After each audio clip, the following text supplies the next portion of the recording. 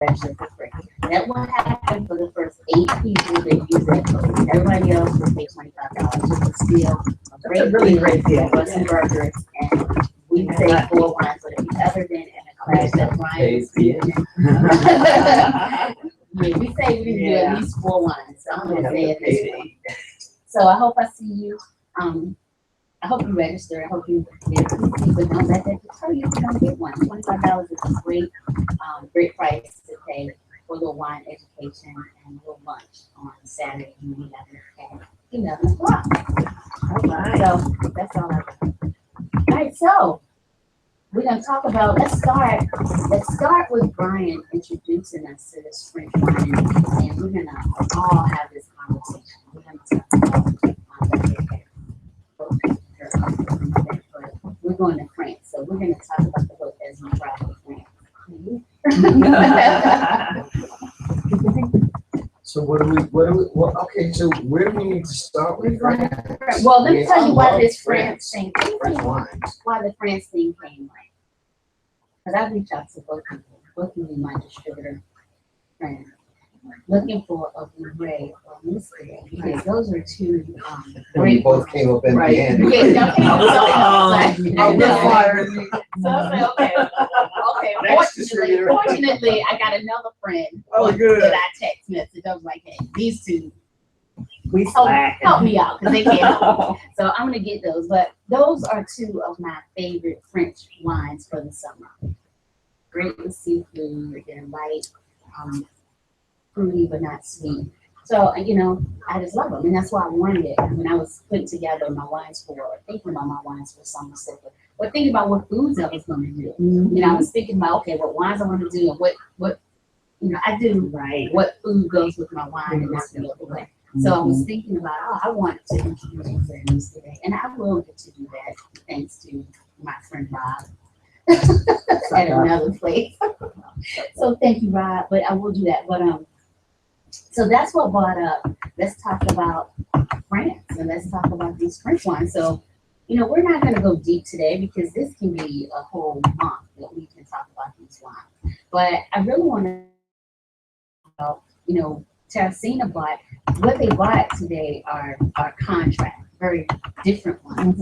Terricinia bought something very light and ready for summer. So pretty. It tastes pretty. Let's talk about the pretty tasting wine. All right. This is Pampoon. It's a rosé. It's made from, it's got some fruit infusion. It's got a little grapefruit in it. So when you taste this, you automatically think, if you don't look at the label, you don't know what it is. It's got some Sauvignon Blanc. It's got grapefruit and it's got peach added to it. So it's new for us, and I rather like it because I'm not one of those diehard rosé lovers. It's a porch sipper. Okay, and it's called Pampoon.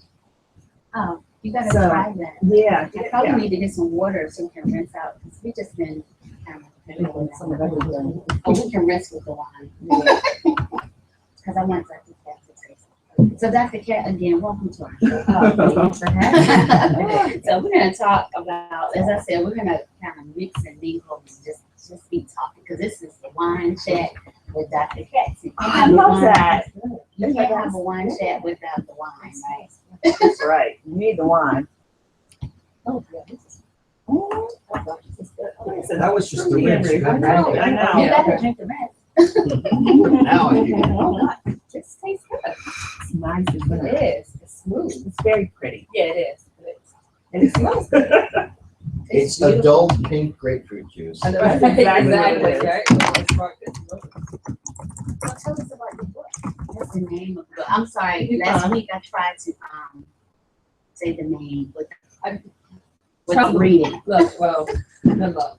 I wrote it and still stumbled over my guide all the time. This is how close I am. It's called Negotiating Identities: Adolescent Mother's Journey to Motherhood.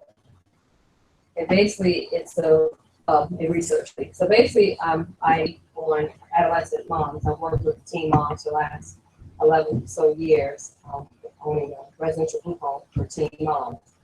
So on a day-to-day basis, I saw how the negative perception that people had, all kind of like basically turmoil that these young ladies had endured, because people were, judging them because they were 15, 16. And a lot of the young ladies that I work with were cautiously on top of that. So they caught a lot of, for lack of a better word, a lot of backlash. So, and then I saw the other adults in their life kept pressuring them to be responsible adults. Just because she wanted to get her nails done. Oh, your mom, you had that baby, you be a responsible adult. And of course, how can you be a responsible adult when you're only 16 years old? Right. So I done the study. It was a qualitative study where I interviewed 12 young ladies who all were teen moms. And I just talked to them about what their transition was like. How was it that you were a teenage female one day, and then after that, 9 months later, you are you're a mother, a teenage mother.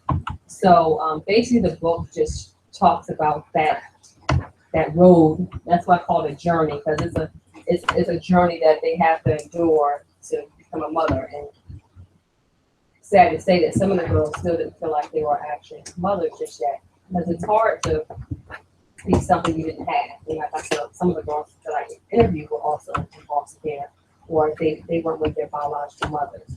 So one of the key things that came out was the girls a lot of times subject themselves to relationships.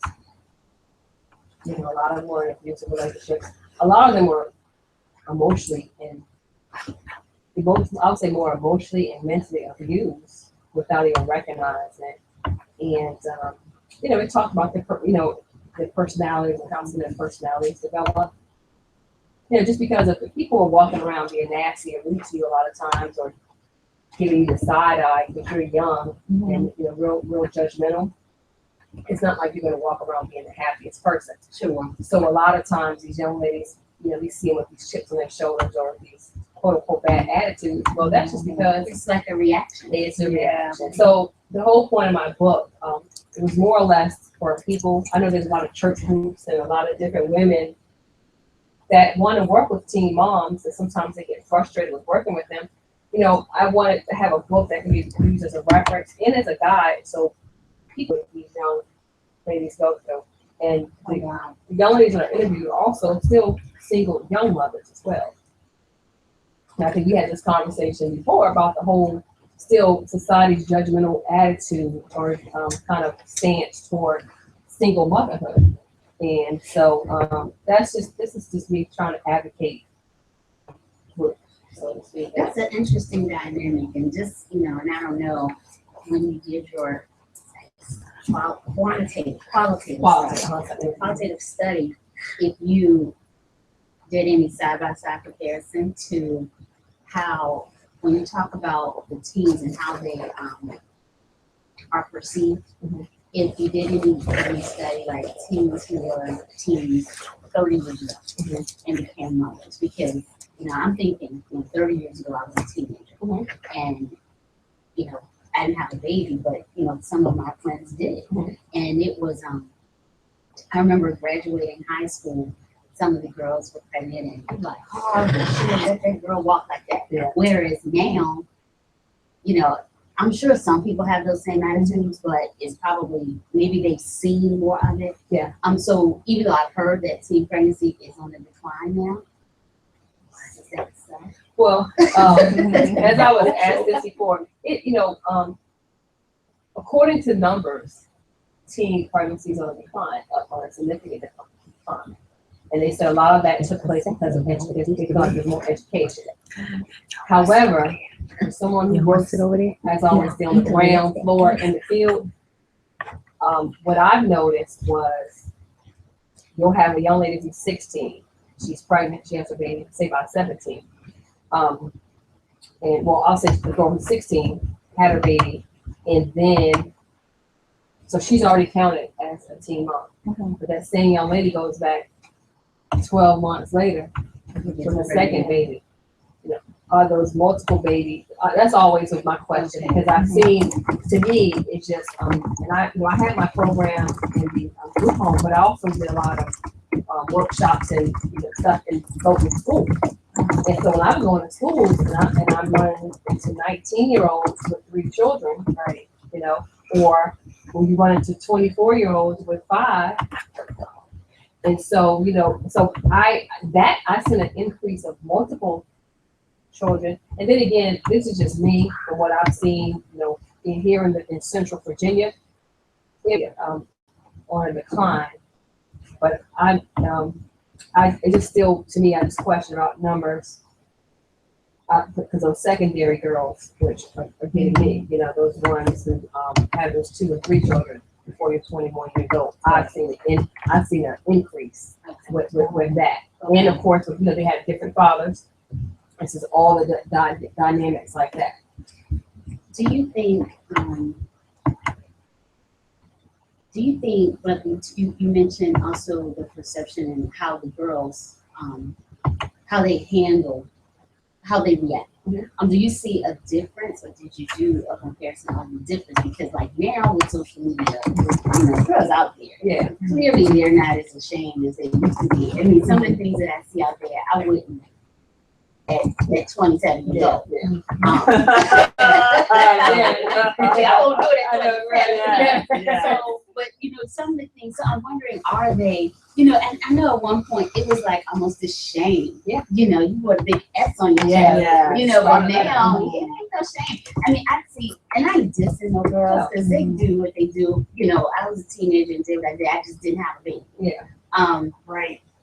And I think but I seen them, they down there and they walking, they have those little pregnant bellies, with the shirt cut up here, belly hanging. We wouldn't have done that. So I'm wondering, are they absorbing the some of the addicts and negative stuff that's coming their way, or it's just bouncing up and I think that's a good question because it's kind of like a twofold. The girls that are in our program, the one thing that they had was support. They had constant positive support, positive reinforcement, and their attitude, their personalities, they became and developed more positive, because we didn't harp on the fact like, oh gosh, you're a teenager, you had this baby. We allowed, I structured the program, and created a program where they had a balance. We allowed them to be a teenager, but we also need to do a mother and a responsible parent. So their self-esteem was higher. So I think the girls who have support tend to be a little higher self-esteem, a little more confidence. Okay.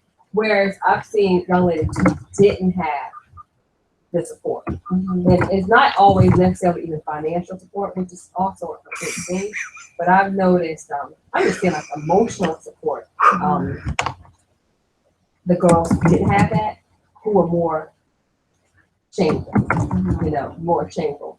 And then, so that's one of the things that I've actually noticed. I think the scary part is like right now, if you Google teen moms, you'll see MTV show Teen Moms. Right. And those girls on there, they're teen moms, and you see some of the struggles, but some of the stuff now, for ratings, you have to play certain things up. And so some of the stuff, to me, is just that acting, that plug-in.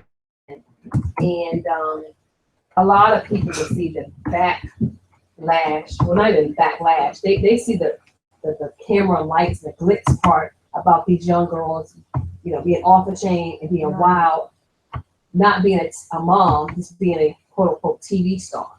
And some of the girls on certain comments I would look at, they kind of try thinking that's cool.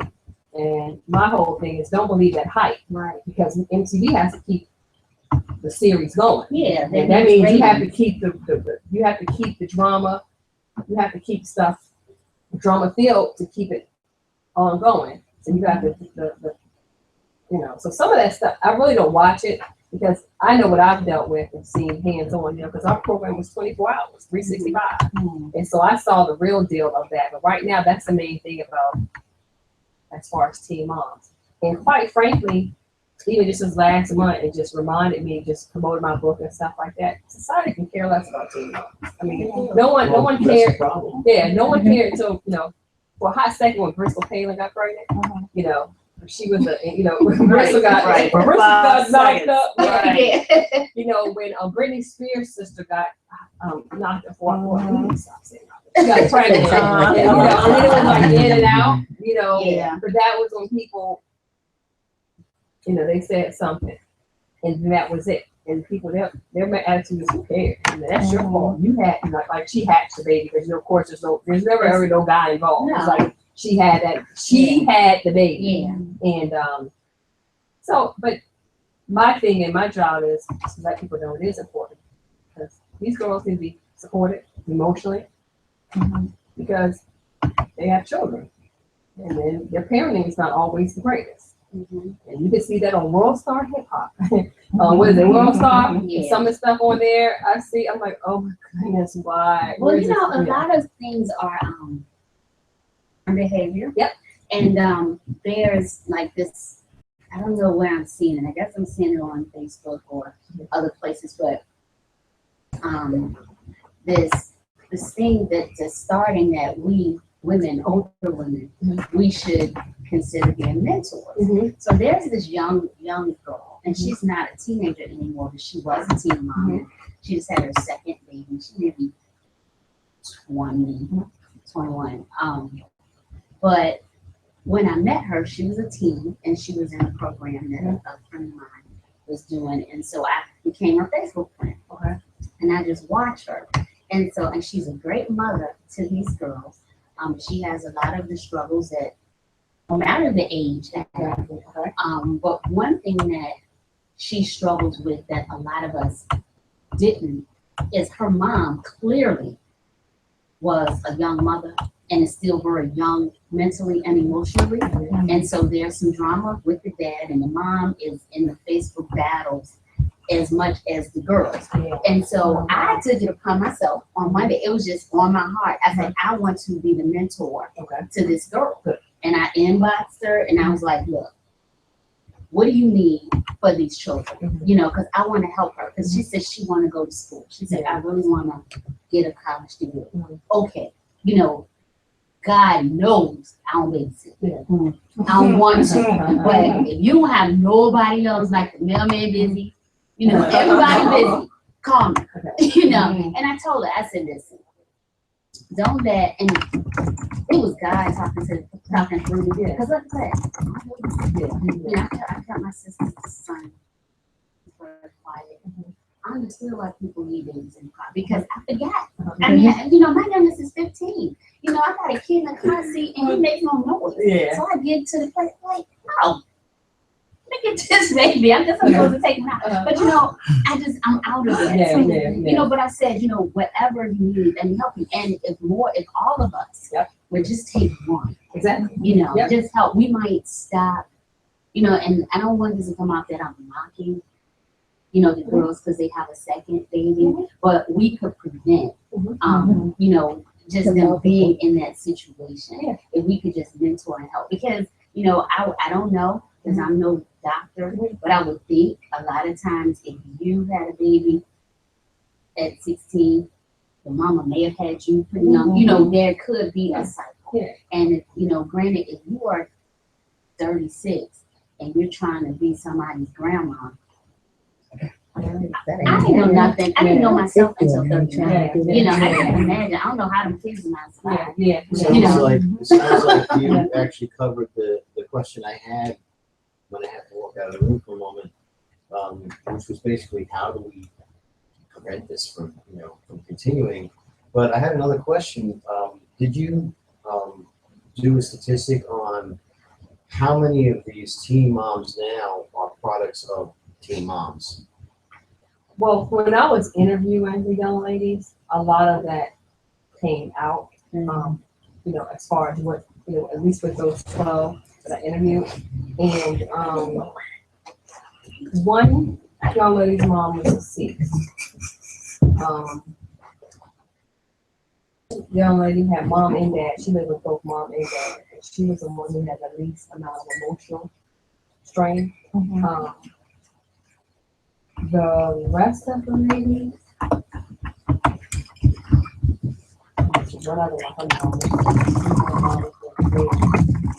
the like seven of my 12 girls did not have mom. Mom was been out overnight. Well, that's the problem, though. You know, it's just like there's no, I don't want to blame the kids. I want to blame the parents. And even if you're a single mom or a single dad, it's your responsibility to teach them and to guide them properly. You know, they don't just get in trouble on their own. You know, they get in trouble because they've not been shown right or wrong. But you know, that's a common argument. But then that I would say as adults, we can say that maybe like 15 or 10 years ago. However, because some of the parents do, don't have sex and use protection. Well, the last couple of years, the big thing was abstinence. But then the whole push of money went to abstinence and protect the sex.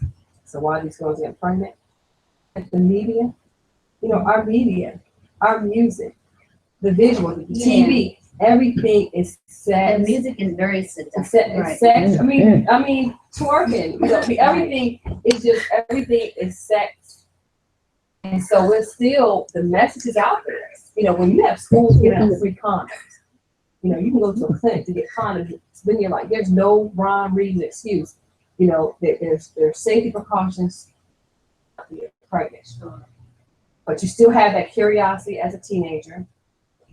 But then you also have some of the girls became pregnant on purpose. And you have girls who get pregnant on purpose to keep the guy, even though you're baby mama number 2 at the same time, or 3. Or you have some who don't have, mom, or definitely a lot of times dad, and they need to fill a void. And as some of the girls would say, I had my baby, so I can have something to love. I hear that a lot. So we got to take a break, but I want to just ask our audience just ignore this passing of the wine around because we are a wine show. We're just having our wine chat with Dr. Cat. We're not drinking out the bottle like we normally do. You're civilized. That's right. We put glasses. So we are going to take a break, and when we come back, we're going to talk a little bit more about our Let's Go to France segment, and of course, we're going to come back and finish our conversation with Dr. Cat. See, Let's chat with Dr. Cat. Dr. Cat. So we'll be right back. All right. It's amazing what you're doing because it's like this is something my wife and I are conscious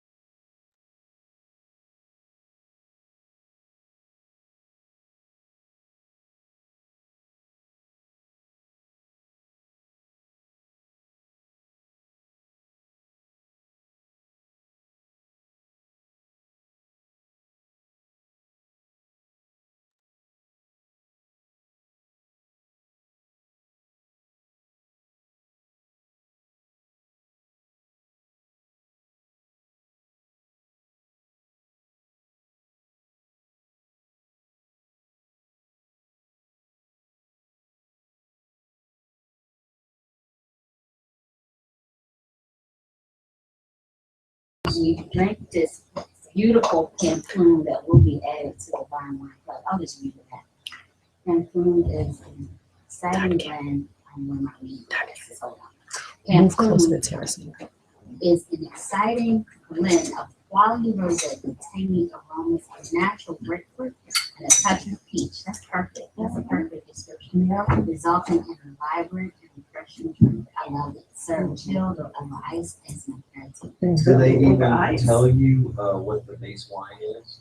No, that was just, it showed up on the table at the tasting and I was like. He said it was They just probably a don't want you mixture to of, know. You know, it's all about the it's grapefruit. just a and mixture. peach. because I asked It's him. probably whatever. Yeah, with anything that, Yeah. mhm. You know, Right. Oh, we got a little extra Merlot. Let's Exactly. mix it. Let's say that. Well, that's what he said. He said it was made. Anything that It was was very made. nice. This is definitely French and it will retail for about 10 a bottle. Okay, perfect. So be looking for this on the website in a couple of days. 'Cause, you know, so when you're out there registering for the Summer Sipper Series and you put in the Burgers Code, be looking for Cancun. Yes. So what Brian bought us a treat today. Now the Well, treat but is he before- can't yeah. sell it, but it's a treat. So we're But before we go there, I mean, if you want to say let's go to France, we should probably at least cover the bases. all right. You know, But it's a lot of bases. We're gonna Well, talk we about can talk- Bordeaux No, and no, French but Door. you can just mention the important regions in France. Of course, Bordeaux, Burgundy, Champagne, the Loire Valley, Which is my favorite, Rhone where you would Valley. find my Bourbon today, You my know, baby. Oh my and then across the Mediterranean, you Don't have take too long, now the show is on. you have Malbec, and then you have Alsace on the German border.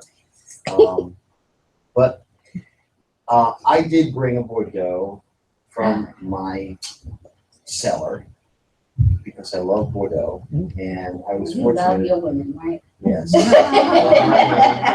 My girls, I'm be with my girls, and you know I gotta treat them right. Oh, Um, I think that's a good one.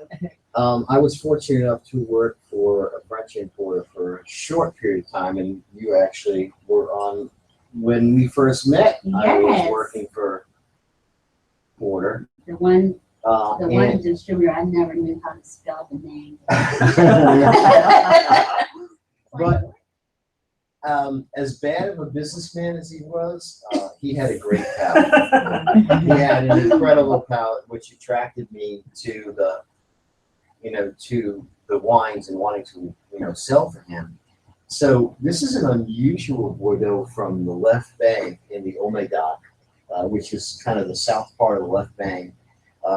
In the left bank, normally you would have a Cabernet-driven wine with maybe a little bit of Cab Franc or Merlot in it. But this is a wine, and this producer makes a wine that's 100% Petit Verdot. Oh, This wine actually has about 25% Petit Verdot. Percentage in this wine is actually Merlot. So that's kind of unusual for the left bank. But, as laws change and they loosen up on their restrictions, here's a producer that's gone outside the box and done something really different. And it's so cool because the Petit Verdot just changes the wine completely. Mm-hmm. Normally in the old days, if you had any Malbec or Petit Verdot and even a Cab Franc and a Bordeaux, it would be really small portions. But here you get the really beautiful spice from the Petit Verdot. And I'm just happy the bottle's showing so well. I This can has kick myself for not aged buying more of it when I extremely had well. it. It's aged extremely well. This is a 2005. The 05. And this tastes very fresh.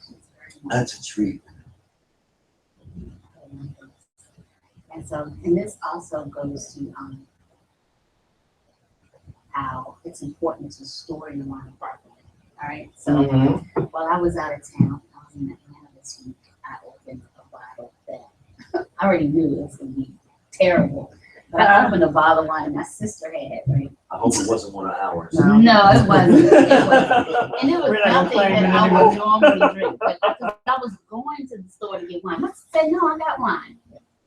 crap. No, I'm like, this is gonna be some crap, right? So Never ever allow someone to say, no, don't, I have wine. You know what's gonna happen. And I know my sister only liked sweet wine. And so it wasn't sweet. So it's a reason she still had it. Right? So she had this Cabernet. It was like in 2009. It was sitting in her kitchen on the counter like this. In the kitchen, just like this. That means you deserve to be I'm open. like, okay. The bottle was like, you know, it's got all sticky. Right. So I'm like, this is gonna be crap. Right. It's gonna be crap. But open it. You know, because what I'm doing, I'm taking one for the team. I'm saving the next person. Thank you. So Thank you. So I'm not embarrassed. I'm not Way to embarrassing go. my sister. So when she tried to give this to somebody else, because I'm gonna go ahead and open this and taste it and say, this is horrible. I'm gonna pour this down. Okay, is she older or younger? I'm the oldest. I was gonna say, I was gonna say you were doing it to stay in the will, but you're old. Well, So. still stay in the will. She's an MD and a PhD. I'm still up in that will. And I'm gonna play your wine and keep her kids for 13 days starting on Thursday. Wow. Okay? Wow. So I'm gonna need all You're gonna need an IV or something. Oh. I'll leave you some samples. I'm gonna need it. I'm gonna leave you some wine. Y'all better just check on my dad. But you know, but that wine was, you know, just some of the things that happen when wines get older. It was very brown. But that doesn't mean that it's bad, okay? It's very brown. But I knew this was bad. I mean, So she should have stored it. in a cool place. The kitchen is not a great. Okay. So it was as terrible as I anticipated. I was optimistic. It was as terrible as I anticipated. I was hoping you were gonna say, So but that wasn't enough for me. I tried to aerate it. No. Good luck. Do you remember where it was from? Yeah, the bottom shelf of Kroger. Wait a second, they don't have Kroger's in the land. Oh, yeah, they do. Yeah. And who did she buy on the floor, Kroger's? Or did somebody But give this that to is her? what happened. I used to have this friend, and he doesn't work there anymore, or if he did, he would be fired. But I wouldn't say that. They had this friend who used to work at a fresh market, and he used to give them wine, right? And so this had been there. They've been in this house since. They've been in this house since 2010.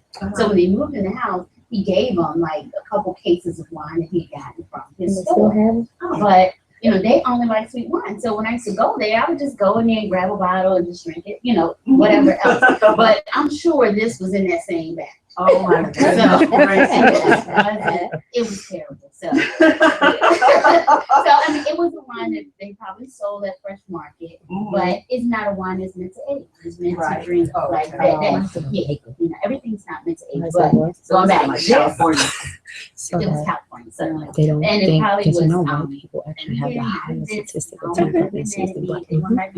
So she did But it right. was probably one of those gallow wines that, Right. you know, that they got like 15 million different labels. Mhm. I'm sure it was one of those. Okay. So, yeah, bless their heart. Yeah. When bless it them. didn't work well. Now, does your sister actually drink?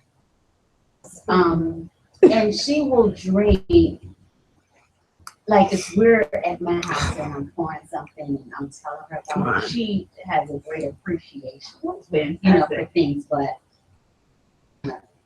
she won't drink by herself. You know, she ain't that person. That's just me. You know. Yeah, I'm appreciative. And if you said she drinks sweet wines, then obviously she knew this was dry and just She didn't. took it and was gracious about it Yeah. and Oh yeah, just she's sweet. put it there. Mhm. Decorated her kitchen with it. Yeah. It was, Yeah, yeah, it's because I like the actually bottles took you it see out on of the this little little rack wrap on top of the refrigerator that are totally toast. Yes. Yeah, but yeah, she doesn't. My sister is the most calm person. She's the perfect person to be a surgeon. The calmest person you ever meet. Her She's husband, calmer than you. yeah, she's like not even breathing sometimes. But her husband was telling me he was at the gym and he cut his finger. And he said he called her. He said, I'm about to go to the emergency room. He said, I'm gonna lose this finger. She said, just come home. And she was like, he said, this finger's just bleeding all over. She said, okay, just come home. And he said he went home and she had her stuff, and he said she in it to numb it. She stitched it on the inside while in the kitchen. And then, you know, she fixed it and he showed me, and it looks great. Oh, wow. It looks great. But she's very calm. She doesn't get excited. And one time I thought my sister had a heart. I was so happy. Because she was like, she was doing her rotation. She worked in trauma at Grady. And, you know the only thing about Atlanta. Oh, right. Yeah. So she worked in trauma, and she's like, I hate doing pediatrics. And I was like, you like kids? She's like, I just don't like their parents. I was like, you know, but no, she's a great person to do her job because she's detached. Oh, You know, she does the work and she goes home. I like her. Yeah. It's not like that, especially trauma. You know, Oh, violent it's gross. It's gunshots gross. and all that, yeah. But some of them are funny. Yeah. You know, it's like when they don't die. Yeah. Like I can tell the story. She said this one time this guy came in and he got he had a bullet wound to the behind. You know, like he went to the club and still had on the condom. So you know. So apparently he shouldn't have been there. Right? With somebody you had a business Okay, with. all right. Now I'm really confused. How did we get from French wine to condoms? Because we're talking about the Full circle. We're This is going what full happened. circle. Perfect question. Wine is communal. Right. It sparks conversation. Yeah. So that's all. Exactly. So yeah. So anyway, that wine didn't age well. This age great. So Yeah. what is that? But you know what? Let's talk about France, because I mean, everywhere in the world, French varietals grow. Mhm. Some of them they claim are not French, like the Spanish want to own. You know, well, the Spanish do own Grenache, you know, and Monastrell, which would be Mourvedre in France. But so much of the wine industry is so driven by the classic French varietals. So like Chardonnay, Cabernet, Merlot, Sauvignon Blanc. You know, so no matter where you go in the world, you're still brought back to French wine in one way or another. Mhm. Bring itself back. That's true. Yeah, because it's funny, we have this French Malbec, and every time I want to show it, everyone's caught off guard. It's like, well, they were growing it in France before they were growing it in Argentina. So it's funny how that's true, though. But that one is just as good, you know. Although they don't use it, you don't see a lot of Malbec, just straight Malbec from France. Yeah. Well, And actually, it's yeah. different. I mean, it's a little different. We did in the New World Old World class.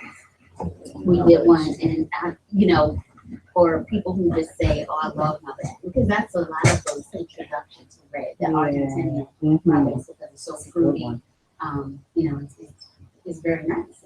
You know, you don't like the tannins that sometimes you get raised and all that. It's a perfect transition, but when you taste the French Malbec, it's like it's Malbec. different, yeah. You know, It's this is not Malbec.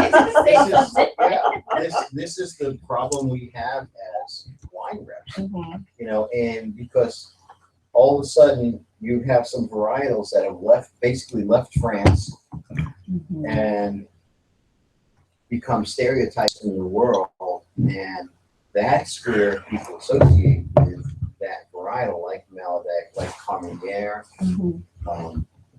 in Chile, and you know they taste one from France and like, what's that? In the world? You know, it's like, you know, they almost to the point of saying that's nasty. Those, You know, like those cohorts. I mean, Well- I don't like that. That's a lot. You know, I think our producers come on. Yeah, so That's this is perfect. This is a great time to take a commercial break. We call it the janitorial crew. And so we're going to take a break, and we're going to come back and wrap up our to chat with Dr. Cat. We'll be right back.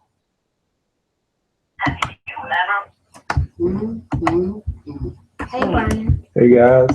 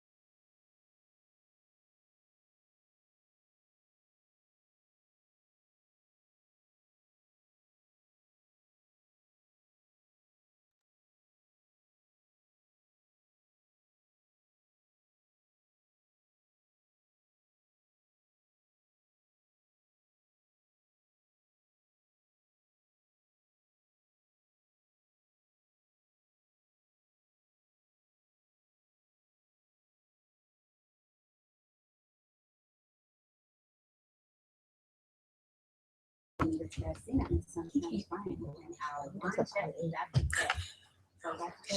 to you. Why do you write the book? Just like I mentioned earlier, just more or less to have another. I'm always an advocate for underdogs, and I just felt like individuals need a voice, someone to advocate for them, just to because our society is so judgmental, just across the board. But definitely, it's like you see the nose flare, the lips curl, the eyes roll when it comes to something like as natural as a young lady having, she's not responsible, mature, but that 15-year-old, that 6-year-old having a baby, whereas less than 50 years ago, that was common. They were married with kids at 14. They pop them out. 4 or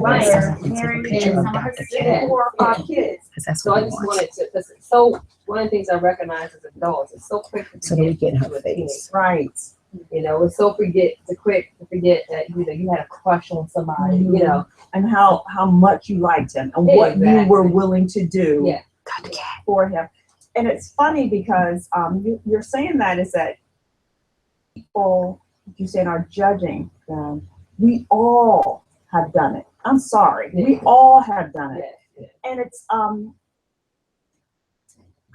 I look at just in the whole dialogue. I look at my daughter. I have a 19, and we've been telling her from the time she could talk and listen and understand, about boys, and we just did the whole background. We just practiced it. We never said don't have sex. We never said that. I was never going to say that to her. I know people might condemn me for it, but I was never going to say that to her.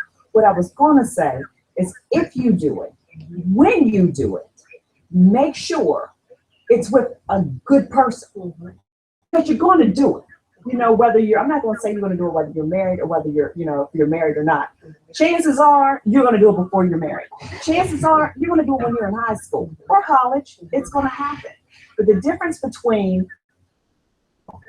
they got pregnant and that girl that didn't is that just wasn't her card. Because they take chances. You can tell her 24/7. You can tell these kids 24/7. Be on birth control.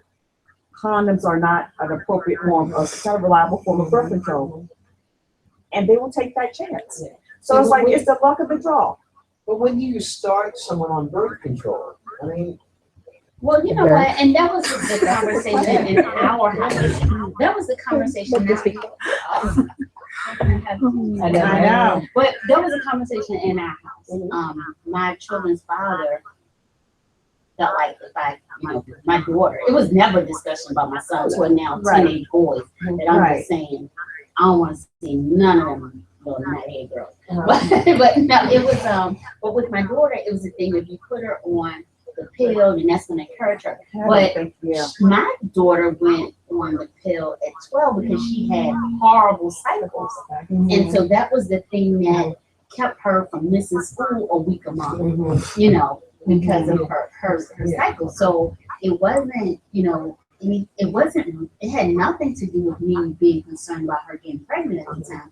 It was all because I was tired of her moaning and groaning and being married to the toilet, you know, because she was so sick. Well, I tell you what, similar to that, my mom encouraged me to get on birth control when I was 14. I wasn't even thinking about doing anything at 14. Not saying that, you know, that's odd. I don't know. But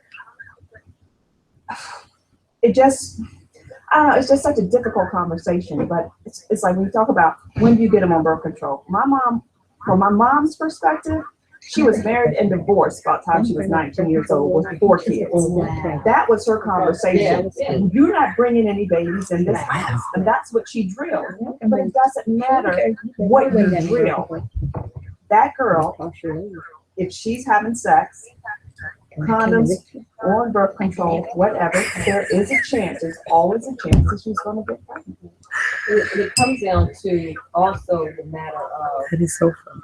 you know, why not have these open conversations? Right. Because the more educated they are, you know, the more likely some of those conversations may come into play when they are being pressured. You know, I think it's fit for, if mom and dad are in the house, it's good for them to have a conversation with the little girl and say, look, there's many times he's going to pressure you. You know, and those are conversations my husband had with my daughter, and I always tease him. I said, "As a man who had all the women, they always have. You should be scared. Look, they're gonna meet you. They're gonna have girls. But you're right. Again, it goes to my point before. It starts at home. You can't, I see a lot of people. The worst thing a parent can say. Well, listen up. The worst thing a parent can say. 2016 is my child won't blah blah blah. Exactly. Because your child's the one. You're not having sex with one. You're, you know, because I mean, this is the whole element of the kids. When I'm a therapist as well, so when I have counseling and I hear the stories of the trains and you know, and people need to have conversations with little boys about being respectful, because that same little girl that you and your friends and all y'all, you know, lack of a better word, just running through it, you know, having sex and whatever, you can have, that can be your sister. Hopefully not. That can be your cousin, you know, having that level of respect like that. Because, you know, some of the stuff that just when I work in the public school and just even out just doing counseling, things I hear that kids do with one another, things at the early age and stuff. And I'm like, what did you find out about that? But again, while everybody's so busy worried about the kid having sex, they'll learn everything they want. They will see everything they want to see online. Amen. Sure. Amen. You Google it. Google it. They wonder where the Antichrist is. Because you know it's so funny. Right. And even, you know, parents, we just don't know, you know, what they're doing and what they're not. I don't know how to put a filter on a computer. I have to ask my kids how to do things on the computer, so I can't even block it if I want to. You know, if I block it, I said, y'all teach me how to block it. Yeah, we don't teach you. But see, like, you know, because my thing is depending on the age of your kids. I mean, I have a 16-year-old at home, soon to be 17-year-old. You know, my stepdaughter was living with us. You know, she's 19 now, and just, you know, we're just open about the stuff they look at, the stuff they see. It's to the point where they feel comfortable coming home, asking questions. Like my 6-year-old, I mean, my daughter came home in 6th grade within the first week of school, and she's talking about some of the, you know, asking some of the things the kids would say on the bus. And I don't want to repeat it. I don't know how sensitive the radio is, but I don't think if we had rules, I would have been put off. okay. Well, she came home asking what was tea bagging, and so you know, my husband and I both were just like, and we had to sit and. I'm about to go to the dictionary. Though. I need 2 more then before I have to explain to a grown ass woman That was like, you know, what teabagging is. Mama didn't teach us those things. Everything Wow. I learned, I I learned at so Virginia Union. I go into mom mode. Like, what kids don't know what they talk about? You about to bring tears to my eyes. Yeah, but then after that, I'll let Brian explain what teabagging my is. husband put it to the point, like, you know, it's something that this is real road type deal or whatever. But later on, she did find, you know, I've never give heard her that term. definition. But that's what. But I was glad she felt Probably comfortable somebody enough know that I never heard come that home term. and comfortable about, you know, different things that her friends or whoever Thanks. or whatever. Thank you. She's Thank you so much. so-and-so did this. This is payback. Be careful, you know. So just having that open communication. If you run from it, your kids will find you something right. Just talk about it. If you don't feel comfortable about it, have someone else talk about it. You know, My kids do talk to me about anything. Yeah. It's like, you know, anything. Oh, And I have seen but you every know, I part never of heard their that body term. because they coming in, they Okay, want to thank you, show me. Brian. Look, is this supposed to be Sex education by Brian. I thought you was my friend. I am. That's why I wanted a man to tell you. I just, my grandma. That's why I had a man tell you. My grandma. oh wow. And So what it my was grandma used to a tell me when I lot said some different brother, than, oh, you yes, just didn't even you got talk pregnant. about those We things. did have You that waited sex for the conversation. conversation that your father Everything and that I your mother learned about had sex and with whatever. you No, about sex. I dated my husband.